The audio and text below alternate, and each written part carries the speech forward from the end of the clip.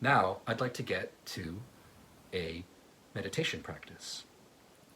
So, when we look at each other, this is known, this is felt, it's taught. Women definitely know it almost every day that they leave the house. But our gaze, ultimately it's attention, but especially vision.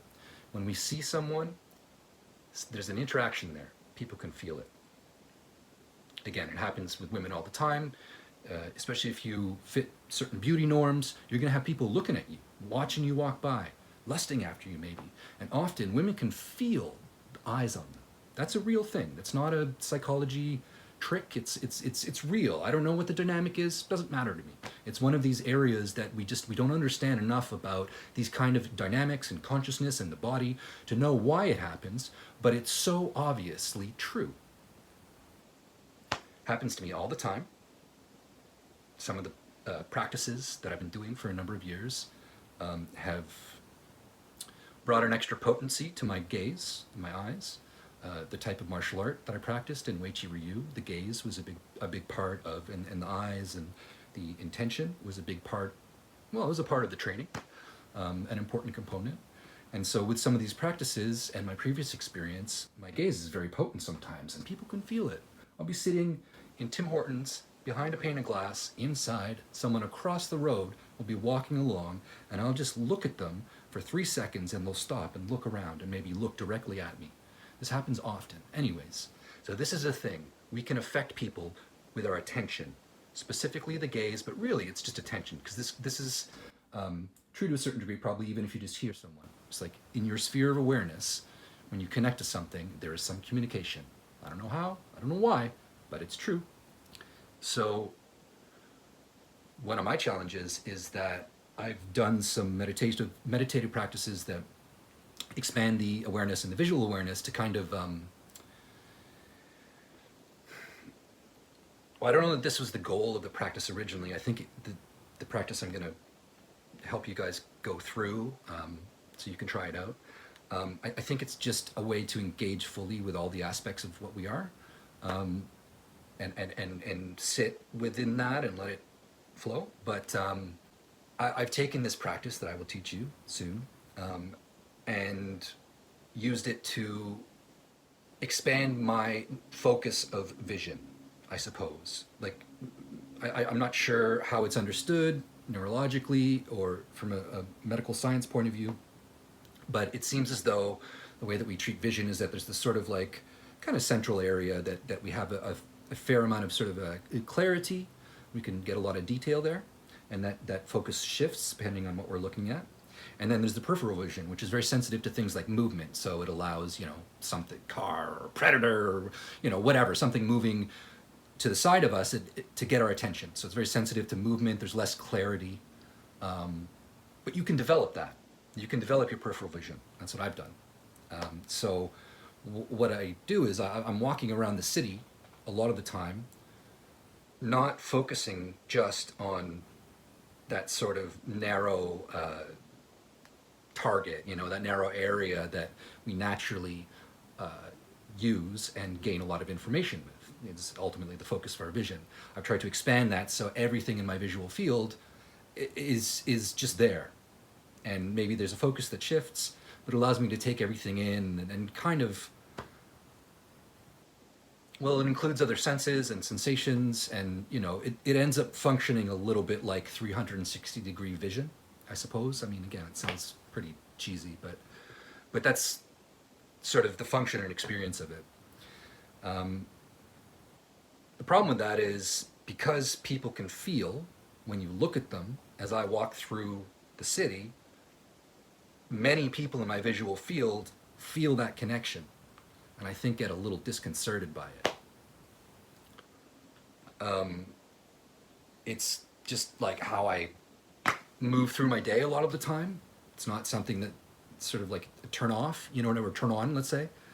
But it just ends up meaning that a lot of people, as I move past them, kind of notice and get a little uncomfortable sometimes because, again, I'm not like looking at them, but I'm watching them, especially if they move or they make a sound, in the peripheral of my vision. But I have a fairly decent ability to get good detail, and especially like kind of like hold and track an item in my peripheral vision.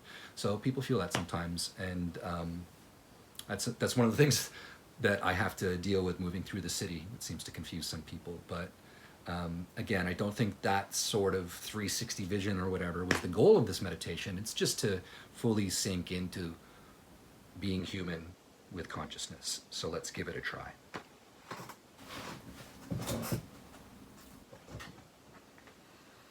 Okay. So try to get away from, I don't know, a bunch of other stimulus, go into a room that's a little more quiet. These lights are bright, but you can maybe dim the lights just a little bit. You still want to be able to see though. Feet flat on the ground. Try to align your torso and your spine and stack everything up in an even and sort of centered way, so you feel the weight of your upper body on your sit bones. Get your legs and feet about shoulder width apart to create a nice structure to support you. And you don't have to be like super upright or anything, but try to like feel your head suspended by a silken thread, as people like to say in meditation workshops that I've been in. But suspend the head by a silken thread. Feel yourself from tip of the head to the tip of the toe. Get everything stacked up and relax. Okay. So now that we're kind of aligned and hopefully in a decent environment and we're kind of comfortable, we can start the practice. So we're going to start with find a feature in the distance, let's say on the wall. You could even light a candle and look at the flame. Now keep looking at that feature. If you blink, it's okay, but look at that feature and take in its detail. Look at its shape, its color, and other qualities. Focus on it, take it in, connect.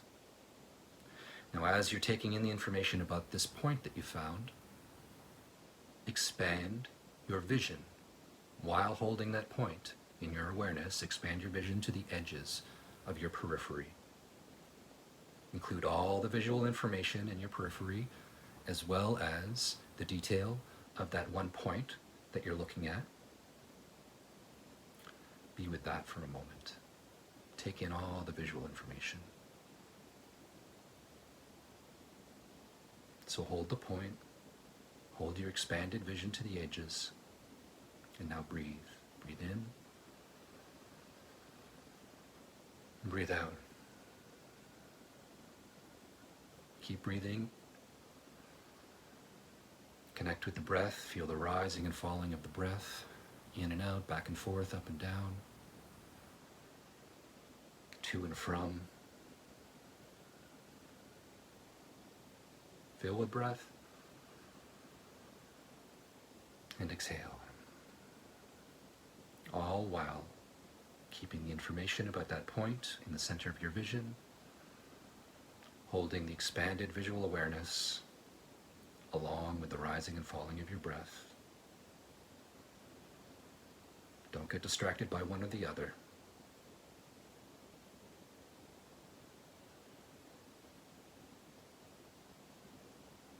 Now feel the sensations in your body.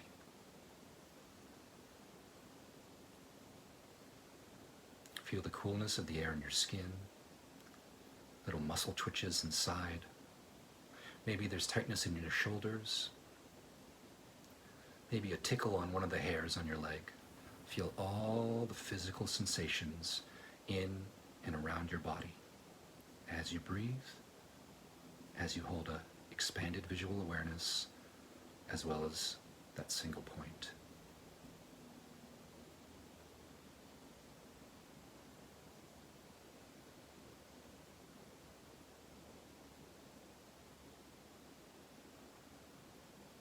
Now that we have the vision and the breath and the body involved in this experience, we'll bring in the flow of thoughts, those images that pop in to our awareness, those concepts and ideas. Let them flow through you and past. Observe them and let them go. Don't rise above them, don't sidestep them, don't ignore them. The monkey will chatter in the back of your head. The images will flow. Let him chatter. Let them flow. They are part of you, but they are not you. Hold the visual awareness and the breath, the physical sensation, and the flow of thoughts.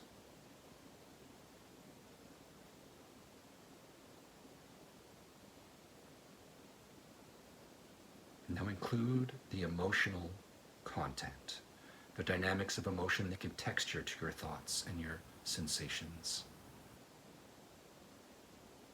Feel the texture of those emotions. Let them flow through you and past you and beyond.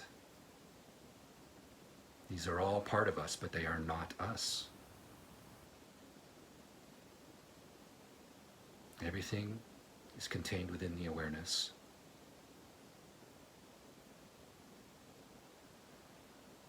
Hold that expanded awareness with your emotional sphere and the flow of your thoughts and your physical sensation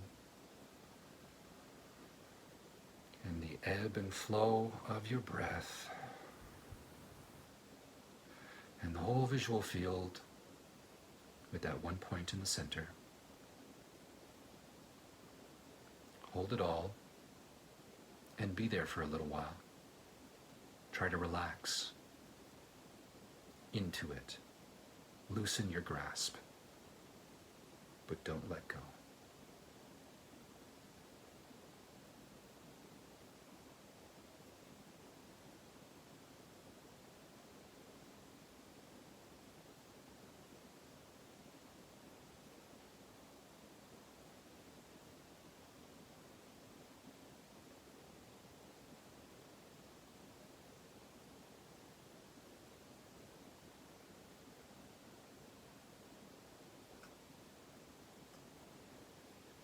Okay. So I learned that meditation, or a version of it, I guess in my early 20s, so like over 20 years ago, with my mom. She took me to a workshop with, I guess, her meditation teacher at the time, and I was introduced to this idea, and I've used aspects of it over the years. But I often, if I'm on my own, I walk through the city, or maybe even sit, say, on a transit vehicle, in that state. On a transit vehicle, I might go into like an actual, like full focused sort of counting breath meditation. But especially walking through the city, yeah, I'm in that state. I mean, expanded awareness, expanded visual field. And often as I walk by, a lot of people can feel the attention, or might even think I'm kind of like looking at them, but that's not the case. I mean, I might glance at someone if they're in the way, or, draw attention in some kind of way with a noise or something like that, or movement. But I just think that some people find it disconcerting, and that's okay. Use that meditation if you can. If you followed along with me, I hope that you're relaxed and engaged.